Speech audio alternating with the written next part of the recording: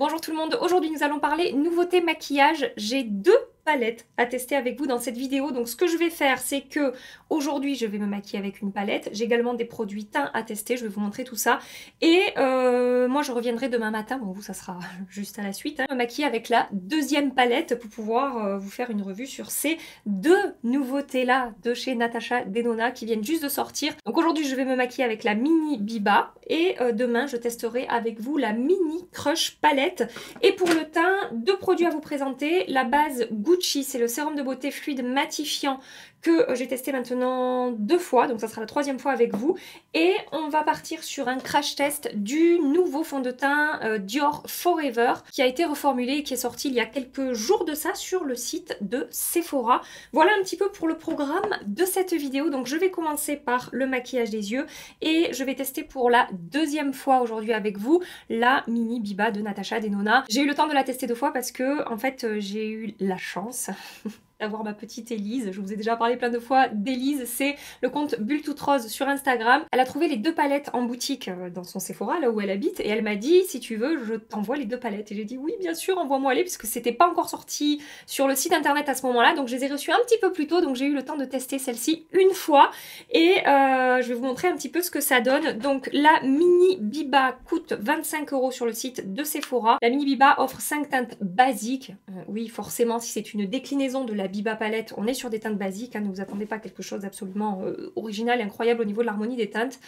Donc naturel, brun et corail, ainsi que des nuances neutres rosées. Donc je vais vous mettre les deux à côté, la grande Biba qui fait partie de mes palettes préférées de toute ma collection, et à côté la mini Biba. On est sur des teintes exclusives, on ne retrouve pas les mêmes teintes entre la grande Biba et dans la mini Biba, donc ça c'est cool, voilà, hein, c'est pas comme la Métropolis et la mini Métropolis que je me suis fait avoir. Je vous ai déjà préparé les swatchs, ça swatch bien, on est sur du Natasha Denona, c'est pigmenté, le lumineux est vraiment très joli, on a des petites paillettes, c'est un effet mouillé entre métallisé et scintillant, et les mat swatch également très très bien. La seule chose que j'ai pu remarquer, c'est que sur cette teinte là, vous savez on est sur ces teintes entre la crème et la poudre qui sont très connues maintenant chez Natasha Denona, je trouve que la couleur n'est pas tout à fait la même. C'est le fard du bas et je trouve que dans la palette il est plus foncé que ce qui va ressortir sur les yeux ou au swatch. C'est le seul petit détail pour l'instant que j'ai noté. Après en foncé on a ce fard mat là qui fonctionne très bien.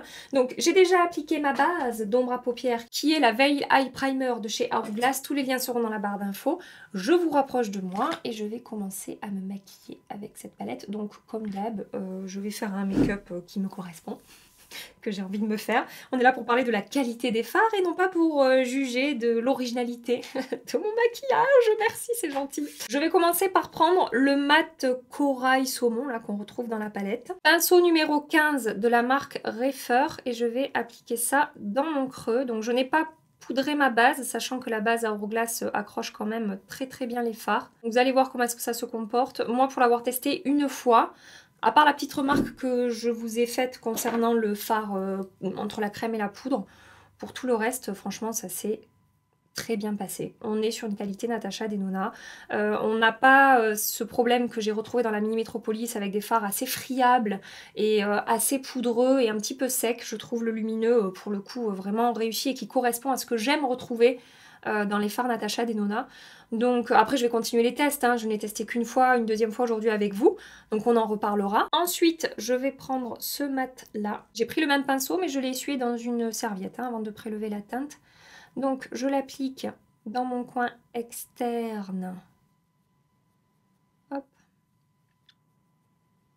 Et je remonte un petit peu dans mon creux. Donc ça se passe également très bien avec ce fard là. Hop. Donc j'intensifie un petit peu mon coin externe. Et ce même fard mat, je vais l'appliquer dans mon coin interne ici avec un pinceau 12 de la marque Refer. Et je remonte un petit peu dans mon creux, comme ça je fais la transition entre coin externe et coin interne. Voilà. Ensuite, je vais prendre le fard avec la texture entre la crème et la poudre. J'ai pris un pinceau crayon de chez MAC, la référence est effacée, mais c'est voilà le pinceau comme ça pointu là. Et je vais également l'appliquer coin interne, coin externe pour intensifier un petit peu plus, mais à l'extérieur plutôt... Enfin, vraiment, je ferme l'angle ici avec ce fard. Le pinceau n'est pas génial pour faire ce que je suis en train de faire. J'ai changé de pinceau, j'ai pris le 223 de Zoeva. Et j'intensifie aussi ici le coin interne. Et maintenant au doigt, je vais prendre le lumineux de la palette. Et comme vous vous en doutez, je vais le déposer au centre de ma paupière mobile. Regardez cette lumière. Franchement quoi. C'est fondant, crémeux, lumineux, c'est fin en termes de texture. C'est vraiment très très joli comme lumineux. Avec le pinceau crayon de chez MAC, je vais un petit peu fondre les bords ici. Pour pas que ce soit trop marqué. Et ici aussi.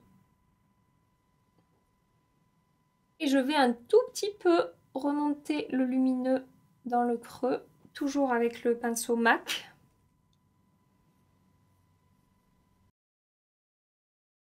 Je prends maintenant le mat le plus foncé de la palette. Et je vais avec intensifier mon ras de cils. Pinceau 317 de chez Zoeva. Je vais faire comme un trait de liner, mais un petit peu fumé avec cette teinte.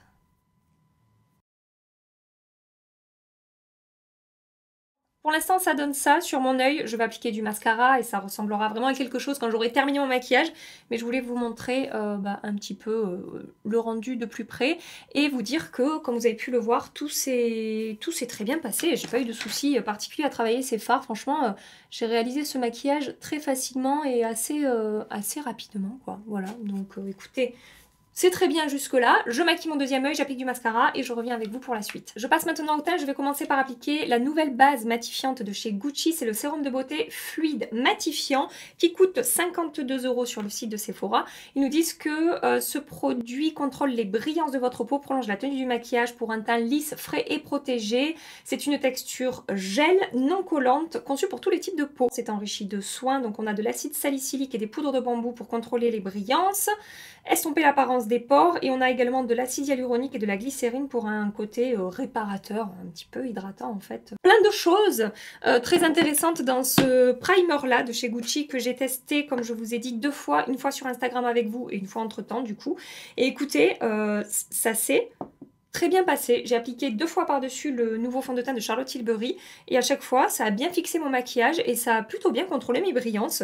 Donc pour l'instant je suis assez satisfaite de ce que j'observe avec cette base. Je vous montre un petit peu la texture gel. Je vais l'appliquer sur la première moitié de mon visage pour vous montrer la différence entre les deux côtés parce que ça a effectivement un effet lissant. Alors c'est pas aussi lissant et floutant que la base Revlon que je vous ai beaucoup présentée ces derniers temps, mais quand même je trouve que c'est assez efficace pour lisser la peau et la texture est très agréable, c'est-à-dire que c'est une texture gel, mais en fait c'est pas hyper glissant sur la peau. Je trouve que ça fusionne vite avec la peau et qu'on a presque une texture un petit peu crème finalement sous les doigts. Et une fois que la peau a absorbé entre guillemets le produit, une fois que le produit a séché, ça laisse un effet velouté, pas du tout collant sur la peau et en même temps pas non plus trop sec comme certaines bases très siliconées qui vont vraiment laisser un effet sec, c'est ça, sur la peau. Après mon application, c'est pas non plus le produit le plus matifiant que j'ai. J'ai quand même encore un petit peu d'éclat sur la peau. J'espère que vous pourrez voir la différence à la caméra au niveau du lissage des pores entre ce côté et ce côté. C'est pas la base la plus lissante, mais il y a quand même un effet lissant. Je vais l'appliquer également de l'autre côté. Et par-dessus, je vais appliquer le nouveau fond de teint de chez Dior. Donc c'est le Dior Forever. Moi, j'ai pris la version mat. Sachez qu'il existe une version glowy. Mais vu que j'ai la peau mixte, je sais pas, j'ai eu tendance à partir sur la version mat. J'ai pris la teinte 1,5W. J'ai l'impression que ça va aller. Il coûte 52 € sur le site de Sephora. Et au niveau des promesses, c'est un fond de teint apparemment sans transfert qui offre une haute perfection du teint pendant 24 heures. Formulé avec 86% de base soin floral, ce fond de teint améliore visiblement la qualité de la peau jour après jour. Le teint est lisse et matifié. En une semaine, la peau présente moins de brillance. En seulement un mois, les pores paraissent visiblement resserrés. Voilà un petit peu les promesses de ce fond de teint. Je vous montre tout de suite la teinte et la texture. 1,5W au niveau de la teinte et la texture. Vous voyez, c'est ni trop fluide, ni trop crémeux ou épais. non plus. C'est un petit peu un entre-deux. Je vais appliquer ça à l'éponge. Première moitié de mon visage. Bon, évidemment, si vous l'avez testé, n'hésitez pas à me dire ce que vous en pensez. Alors attendez, parce que j'en ai trop prélevé. J'ai prélevé tout ce que j'avais mis sur ma main. Alors le fond de teint est parfumé. Ça sent la même odeur que la version précédente de ce fond de teint.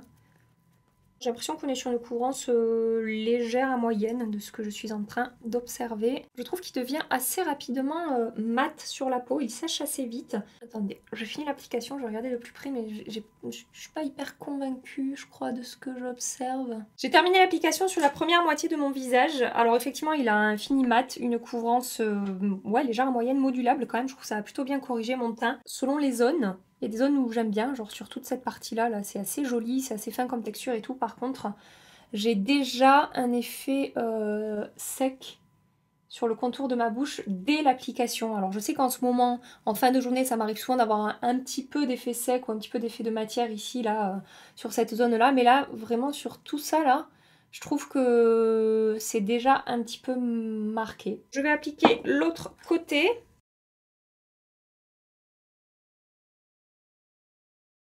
Je fais exactement le même constat de ce côté, c'est-à-dire qu'il y a des zones où c'est très fin, très joli, sur le front, là, sur les joues et tout.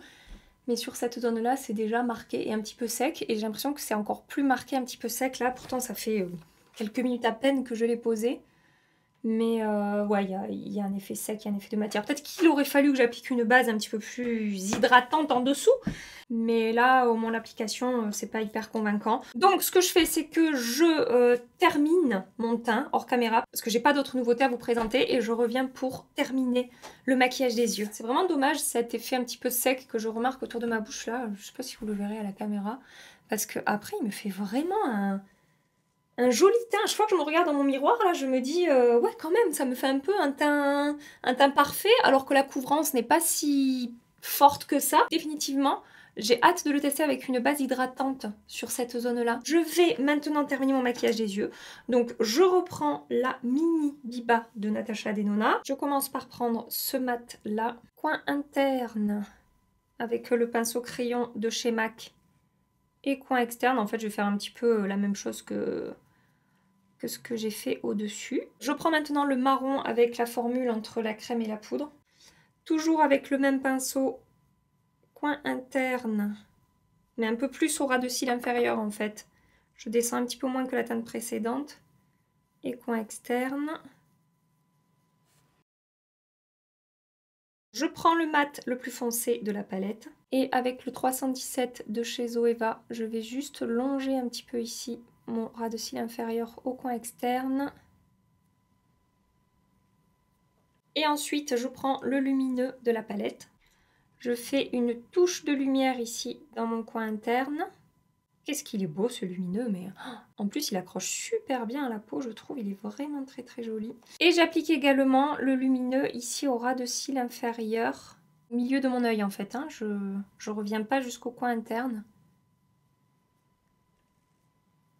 Dans ma muqueuse, j'ai appliqué le crayon de Charlotte Tilbury, c'est le The Super Nude Liner Duo. J'ai appliqué la teinte la plus claire et je vais mettre un petit peu de mascara au ras de cils inférieur et j'aurai terminé ce maquillage des yeux. En fait, j'aurai complètement terminé le maquillage. Je vous montre le rendu final de plus près. Donc sur les yeux, franchement, personnellement, j'aime beaucoup le résultat.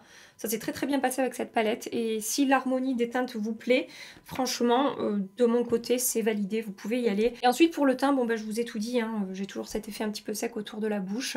Et je reviendrai ce soir pour voir comment est-ce que ça évolue. Si vous demandez ce que je porte sur les lèvres, sur les joues, etc., comme toujours, tous les produits seront dans la barre d'infos. Je vais maintenant aller vaquer à mes occupations. À mes occupations, non, à mes occupations. Et donc je reviens ce soir en fin de journée et on fera un point sur l'évolution des produits et du fond de teint sur ma peau. Je vous fais des bisous et je vous dis à tout à l'heure. Ça fait plus de 8 heures que je porte le maquillage, je n'ai fait aucune retouche. Au niveau des fards à paupières, je vous montre que Natasha Denona, sur moi en tout cas cette palette Mini Biba, tient très bien. Je ne sais pas si vous vous souvenez, avec la Mini Metropolis, j'avais quand même pas mal de chutes en fin de journée, de de paillettes, de fards lumineux sur mes joues ici. Et là, avec cette palette Biba, ça n'est absolument pas le cas. Voilà, donc ça tient beaucoup mieux et ça confirme ce que je vous dis par rapport au lumineux qui est beaucoup plus crémeux, fondant que ce que je pouvais trouver dans la mini Metropolis. Voilà pour les fards à paupières. Et maintenant pour le fond de teint. Alors, peau mixte, je brille sur le front, mais je brille pas sur les ailes du nez du tout. Enfin, à peine. Franchement, à peine sur le pli ici, mais d'habitude, je brille aussi quand même un petit peu ici. Là, ça n'est pas le cas, et pas non plus sur le menton. Donc, encore une fois, je trouve que la base Gucci est quand même assez efficace pour contrôler mes brillances au cours de la journée. Avec le fond de teint Charlotte Tilbury, c'était pareil. Je brillais peut-être un tout petit peu plus qu'avec ma base Revlon, par exemple. Mais sachant que cette base-là est infusée de soin, je trouve que c'est tout à fait correct. Donc, comme je vous ai dit, c'est quand même assez positif par rapport à cette base. Après, est-ce que c'est le coup de cœur du siècle? Non. Et puis, je vais continuer les essais pour voir, parce que je sais pas si vous vous souvenez, le fluide soyeux, là, le premier qui est sorti, la première fois c'était un flop, hein. J'étais là mais à quoi sert cette base? Et finalement je me suis rendu compte qu'elle me servait à vraiment arriver à bien fondre les matières sur ma peau quand j'avais des zones un petit peu critiques et tout, et que c'est pour ça que j'adore l'utiliser. Donc je vais continuer les tests, c'est bien, c'est pas révolutionnaire, mais ça reste quand même une base qui globalement répond bien à ses promesses. Voilà. Il est tard et j'ai du mal à rassembler mes idées, je vous préviens. Et ensuite concernant le fond de teint, donc à tester avec d'autres bases, mais voilà, comme je vous ai dit, c'est au niveau du front que je brille quand même un petit peu, ça mérite là une retouche, c'est le seul endroit où ça mérite une retouche. En termes d'effet de matière, je n'en ai pas du tout là où je brille, j'en ai pas sur les joues, le nez, les ailes du nez et tout. J'ai mon effet de matière sec dont je vous ai parlé ce matin quand j'ai appliqué le fond de teint, et ça s'est quand même empiré. Si je devais ressortir de chez moi, franchement, je pense que j'aurais remaquillé cette zone-là. Donc ce que je vais faire pour ce fond de teint, c'est que je le retesterai avec une base beaucoup plus hydratante autour de ma bouche pour voir si ça se fond mieux. Parce qu'après, franchement, regardez la tenue des produits et tout par-dessus là. C'est quand même très très joli là sur toute cette zone-là, et même sur le front où je brille. Je trouve que il n'y a pas du tout d'effet de matière et que le fond de teint reste joli en termes d'aspect sur la peau. Et la retouche se passe très bien, c'est-à-dire que là où j'ai tapoté mon éponge, ça n'a pas décroché la matière, ça n'a pas fait d'épaisseur. C'est dommage, c'est dommage. J'espère que je vais arriver à faire fonctionner ce fond de teint. Je vais vous laisser ici pour ce soir et on se retrouve tout de suite pour vous demain matin pour moi pour tester ensemble la mini crush de Natasha Denona. Et là pour le coup ça sera un crash test puisque je ne l'ai absolument pas utilisée. Je ne l'ai même pas swatchée, je la garde pour demain matin. Voilà. Allez, bonne nuit, bonne nuit à moi-même, et à tout de suite pour vous. Coucou, me revoilou, avec ma tête de dépitée. Il m'est arrivé quelque chose qui m'agace fortement. Je me suis installée ici pour donc tester avec vous la mini crush de Natasha Denona. Je lance l'enregistrement vidéo et je lance l'enregistrement son, à part que je ne me suis pas rendu compte que l'enregistrement du son ne fonctionnait pas. Voilà, donc il faut que je recommence tout. J'avais fait mon premier œil, écoutez, au moins j'aurais testé la palette une fois, donc je vais pouvoir vous dire un petit peu mes premières impressions et ce que j'ai pensé à la première application, et puis on va retester ça ensemble. Hein. On va donc parler maintenant de la mini crush de Natasha Denona, 29 € sur Sephora parce qu'il y a un pinceau qui est fourni avec la palette. Et en fait, cette mini crush, c'est la palette pour la Saint-Valentin de Natasha Denona qui est inspirée de la Love Palette, qui ressemble à ça, qui était une édition limitée, il me semble. Et je trouve que ça correspond plutôt bien au niveau de l'harmonie des teintes. Ces deux palettes-là se complètent bien. Et cette fois-ci, si je ne dis pas de bêtises, j'ai l'impression qu'on retrouve un mat dans la Love Palette, qui est également dans la Mini Crush. C'est la teinte ce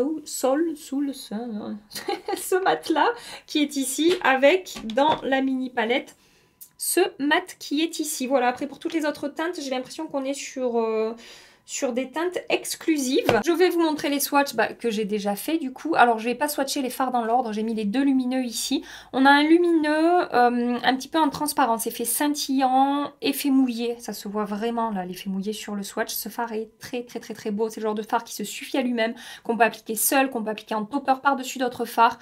La texture est super réussie, c'est fondant, ça accroche bien la paupière, je le sais puisque je l'ai fait, je l'ai déjà fait une fois, j'ai déjà utilisé une fois. Ensuite, le rouge qui est ici, c'est un métallisé, on n'a pas d'effet scintillant ou pailleté à l'intérieur, on est sur un métallisé classique, très bonne pigmentation, jolie lumière, c'est crémeux, c'est fondant. Pour les deux lumineux, on est sur des textures que j'aime chez Natasha Denona, ça n'est pas friable, ça n'est pas sec ou trop poudreux sous le doigt. Et les trois mats swatch très bien, pigmentés, enfin voilà, on est sur les mêmes textures encore une fois, de très bonne qualité, des mats de chez Natasha Denona. Voilà au niveau des swatchs, je vais recommencer à me maquiller avec vous là. Hein, surtout que je suis pressée aujourd'hui, hein. C'était vraiment un jour où genre je me suis levée très tôt parce que j'ai 10 milliards de trucs à faire, je pars à Paris demain, je sais pas comment je vais m'en sortir pour sortir cette vidéo à temps et tout, et c'est le meilleur jour que je trouve pour ne pas lancer le son, j'adore. Je vais commencer par prendre le mat le plus clair de la palette et je vais l'appliquer sur toute ma paupière mobile et remonter dans mon creux également, ça sera un petit peu la base de mon maquillage. Alors clairement, au niveau de l'harmonie des teintes, il faut aimer le rose. Si vous n'aimez pas porter ce type de teinte-là, surtout n'achetez pas cette palette qui est vraiment basée sur le rose. Hein. Paupières mobiles, creux et au-dessus du creux. Avec le pinceau qui est fourni dans le kit avec la palette, je vais prendre ce mat-là. Je vais le déposer dans mon coin externe. Alors ce pinceau, j'ai l'impression que c'est le même qui était avec la Mini Metropolis. C'est un bon pinceau, on peut déposer en aplat, on peut estomper aussi avec. Il est un petit peu multifonction, il est hyper doux. Il estompe bien les matières, donc ouais, le pinceau c'est de bonne qualité. On paye un petit peu plus, mais franchement, vu la qualité du pinceau, je trouve que... Enfin moi, voilà, ça ne me dérange pas. Ce mat... Bah, ça se passe également très bien, comme le premier. Je reprends le pinceau avec lequel j'ai appliqué la teinte précédente, c'était le JH33. Et je vais un petit peu estomper les bords là, hop. Voilà. Une des raisons pour lesquelles j'aime bien faire mon maquillage du teint après le maquillage des yeux, c'est que par exemple, si je descends trop là je suis trop descendue par rapport à la forme de mon œil, ben en fait il suffit que je corrige avant de faire mon teint, ou je pourrais corriger avec mon anti-cerne ou peu importe, ça me permet de rattraper comme ça un petit peu quand, quand je ne fais pas trop attention à ce que je suis en train de faire. Je vais prendre le fard mat le plus foncé de la palette. Pinceau numéro 13 de la marque Refer, je vais intensifier encore plus mon coin externe. Alors après moi je vous avoue que cette palette Mini Crush, elle m'inspire beaucoup moins que la Mini Biba. La Mini Biba, ce sont des teintes qui me correspondent beaucoup plus, je trouve. Après elle est jolie, hein, j'aime bien l'harmonie des teintes. Mais je suis un petit peu moins inspirée. Je continue à intensifier mon coin externe jusqu'à ce que j'ai... le rendu que je veux, que ce soit assez marqué dans mon coin externe. Je continue à estomper les bords pour pas qu'il y ait de démarcation. Et maintenant, je vais prendre clairement mon fard préféré de la palette, qui est le fard rose cristal, je crois qu'elle appelle comme ça. Il est trop beau ce fard, franchement, cette lumière et tout, c'est scintillant, effet mouillé, c'est vraiment super super beau. Je vais déposer ça sur ma paupière mobile. Regardez comme il est joli ce fard. Il a vraiment un effet mouillé, vraiment un côté scintillant avec des paillettes multi-reflets. On a des paillettes roses et des paillettes un petit peu argentées, j'ai l'impression, dans ce fard. J'applique ça sur toute ma paupière mobile, je rejoins ce que j'ai fait dans mon coin externe, je tapote un petit peu par-dessus. Et avec un petit pinceau estompeur, je vais un petit peu remonter cette teinte lumineuse là, dans mon creux et au-dessus de mon creux, mais légèrement, je veux juste un effet un petit peu diffus au niveau des paillettes et de la lumière. Et je vais réintensifier un petit peu mon coin externe avec le fard le plus foncé de la palette. Maintenant que j'en suis là, je vais tracer un trait de liner avec le Epic Ink Liner de chez NYX. Je fais ça hors caméra hein, parce que sinon je vais me rater. Je suis quand même un petit peu ratée. Je suis trop remontée là, ici. Et du coup, voilà, j'aime pas trop la forme de mon trait de liner. Mais c'est pas grave, c'est pas grave. On est là pour parler de la qualité des fards. Hein. Et jusque-là, tout se passe bien. Je vais maintenant prendre le rouge métallisé de la palette. Et je vais tenter un truc que je n'ai pas fait la première fois. Écoutez, je vais le tenter, là, on va voir ce que ça donne. J'ai envie de l'utiliser, ce fard métallisé. Mais je sais pas trop quoi en faire et je me demande si j'ai pas envie de le déposer un petit peu par-dessus mon trait de liner. Qu'est-ce que ça va donner cette histoire? Je fais ça avec le pinceau On Fleek de la marque Beauty Bay, il me semble. J'ai un petit doute quand même.